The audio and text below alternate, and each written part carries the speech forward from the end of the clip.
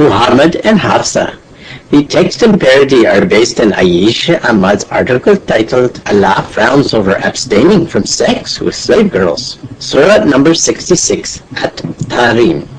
Context of the surah. It was Hafsa's turn to sleep with the Prophet. Her maid, Maria Qibtiyya, a gift from the king of Alexandria, was also in her room when the Prophet walked in. Maria was very attractive and voluptuous young teenager. She aroused carnal desires in any man who looked at her. Then our Prophet was not any man. He was endowed with 30 men libido. By Allah, Bukhari, Volume 1, Book 5, number 268, narrated Qatada, quote, Prophet was given the sexual strength of 30 men. To be alone with Maria, Prophet sent Hafsa to her dad's house with a phony excuse that Umar wanted to see her. Hafsa, your dad's looking for you. You better go see him right now. Okay, Rasulullah. Umar was not home when Hafsa reached her dad's place few houses down the street. Mom, where's Dad? He has gone to the Al-Manasi field near Baqi to defecate. Why doesn't he go to the field behind our house? Because it is a sunnah to relieve yourself at a place where the Prophet relieves himself. I will wait for him. It may be a long wait. He hides there afterwards to spy on Prophet's wives. Spy on your Prophet's wives? What for?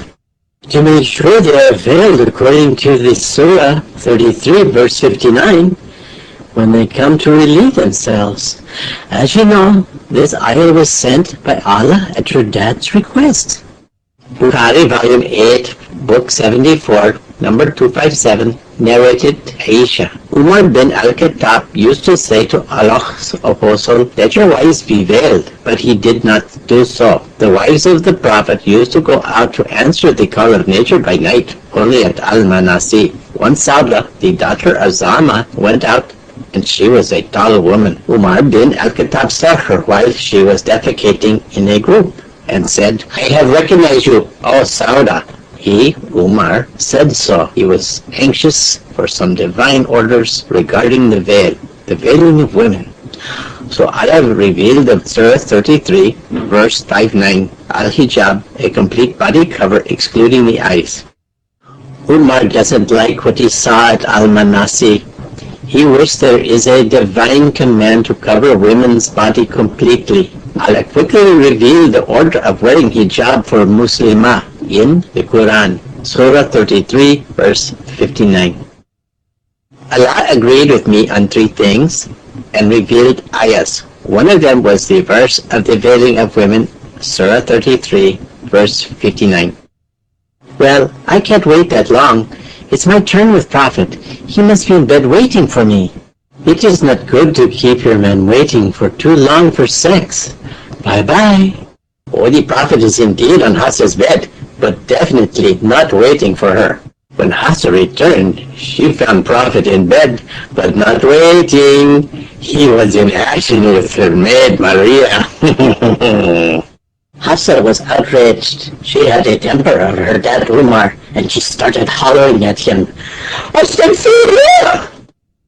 Rasulullah, you lied and deceived me to screw my maid? Hafsa, mind your language. Surah 33 verse 32 says you should talk to Allah's Prophet in an honorable manner. All wives of the Prophet, speak to the Prophet in an honorable manner. I will speak honorably to the Prophet when the Prophet stops acting dishonorably himself. Having sex with slave girls is not dishonorable. Allah has made them halal for me. Surah 33 verse 50. Muhammad, sex with slave girls and captured women is halal for you. I don't give a rat's behind who is halal for you and who is not. You can have sex with a she-camel for all I care, but I do not want it in my bed on my night. Hafsa, calm down. I will tell you something. If you keep this incident a secret between you and me and don't tell anyone, I take an oath that I will never touch Maria again. And please cool down first. Go have a drink of cold water. Okay, I have to go pee also. Hafsa returned after a short while and found her husband again in bed with Maria. Rasulullah, you have a short memory. You had just said you needed to her again. Yes, I did, but Allah revealed Surah 66, verse 1.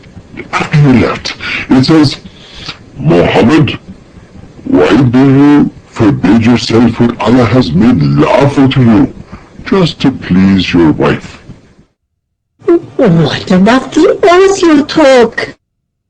Allah dissolves my oath by Surah 66, verse 2, which says, Allah has ordained for you the dissolution of your oath, and Allah is your Mawla.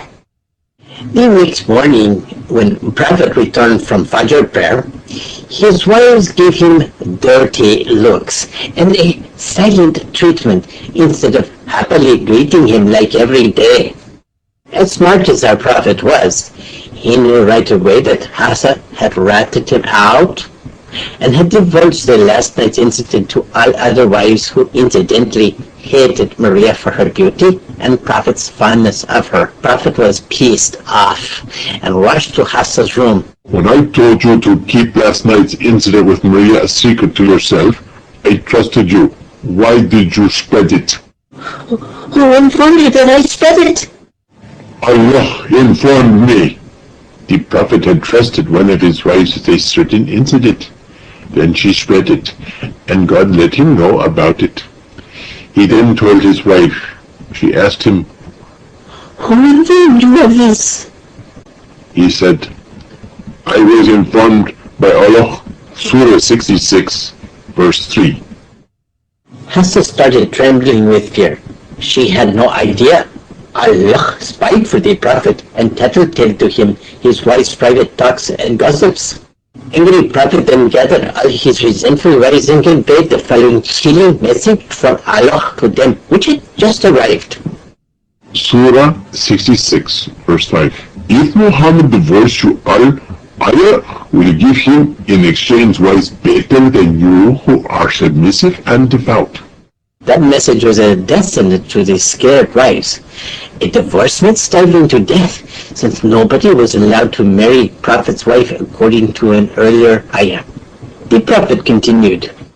Surah 66, verse 10 to 11. On one hand, wives of Allah's prophets, Noah and Lut, misbehaved with their husbands, and they were put in hellfire. On the other hand, wife of Kafir, Pharaoh, was well behaved, and she was awarded paradise. All the wives started wailing. Starving to death is one thing. Burning in hellfire forever was something else. They grabbed his feet and begged him for mercy. The merciful Prophet then took pity on them and decided to apply abstention clause of Surah 4, verse 34. Abstaining from sex with wives as a disciplinary action. He could have divorced them like Allah suggested, or beaten them under scourging clause of Surah 4, verse 34. He stayed away from all his wives for a month, and slept exclusively with Maria to humiliate them further and make them jealous. Bukhari, Volume 3, Book 43, number 648. The Prophet did not go out to his wives because of the secret which Hafsa had disclosed to Aisha.